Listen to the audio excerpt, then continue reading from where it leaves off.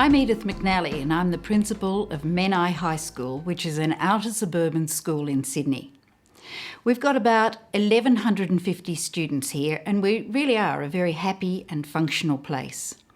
I joined the Menai High School team over a decade ago and found a staff team that was already very environmentally and sustainably aware and active. They'd been involved in lots of tree planting and we've got a great sustainable and viable school farm.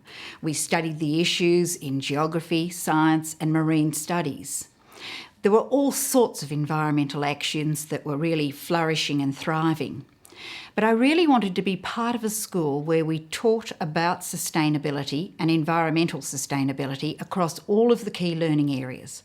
I wanted it embedded in the curriculum as a natural part of how we progress the curriculum in each key learning area. And I also wanted to be in a school where we walked the talk, where we lived in a sustainable way day to day. To be in a place where our operations had as part of their thinking the question, how can we be more sustainable about each and every issue? And so I knew that if I wanted to teach it, or I wanted it taught, or I wanted to live it in this school that I was in, we needed to plan it, and we needed to plan it involving as many people as we could. We needed to plan it linked to as many other high priority agendas as possible, so that in fact there was lots of bang for your buck if you bought into it. And we wanted to plan it in a strategic way so that there were long-term perspectives. So we weren't always thinking about, how are we going to fit this in and how are we going to do that. To do that, we needed workable targets in each of the 5 lobes of our school planning process, and those workable targets needed to be achieved annually. And so in curriculum, well-being, professional learning, administration, and school and community, there were always sustainability and environmental issues and actions embedded into them. Out of that, we've got some fabulous roadmaps and ideas that can be really good indicators for people and schools that are starting on this journey, or indeed for schools that are charging forward and just looking for some new ideas. Probably the planning that has stood us in the greatest good stead was some administrative things that we set up. We set up a Student Environmental Council. It's run as a roll call group, which is a vertical group from 7 to 11. They're volunteers wanting to be in that roll call group, and they're led by a roll call teacher who volunteered specifically for that role. It's just been fantastic. 20 minutes a day, they brush by each other, they can deal with issues, they can plan, they can look at problems, they can monitor the ongoing parade of rosters that make this and that actually happen. They're also a key point for easy contact from the outside, where there may be offers of things that we could be doing or opportunities that we could bring into our school and would stand us in good stead. So in fact, they've been fantastic environmental sustainability ambassadors, both inside the school and outside the school. We also run a Student Representative Council, and this is also a vertical roll call group. While their prime task is to focus on governance issues, the environment and sustainability has been key to their thinking year in and year out.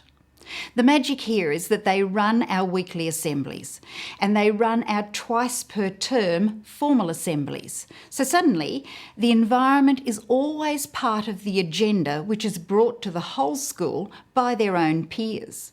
At one of our last formal assemblies, for instance, they popped into the chat that the SRC had been discussing Earthwatch and that the SRC would like our school to be part of Earthwatch and that the SRC would like students to take home to their families that it would be good if families were involved in Earthwatch. This is much better and much more powerful than any other formal approach. So those administrative structures have served us really well. But what we want is that it needs to be embedded into the curriculum as well. Embedded so that every teacher in all key learning areas automatically has environmental and sustainability issues as part of the content as they progress their natural curriculum. Over about a 2-year period, each faculty team, led by their head teacher, developed the content area that they were planning to put into their curriculum. Head teachers met with the senior executive to share those plans and to share the whole school picture that was beginning to evolve. We then met with them to also discuss what professional learning was needed to turn those plans into a reality.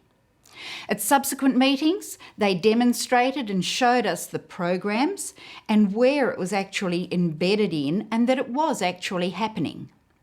Later, we shared work samples from various classes so that, yes, I'm confident that it is all happening in our school and it's happening all over the place and it's happening very, very well.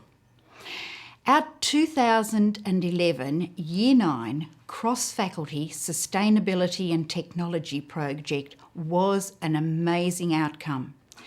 Every student in Year 9 was in a small group with a teacher mentor and researched a school-based sustainability issue and presented a PowerPoint review.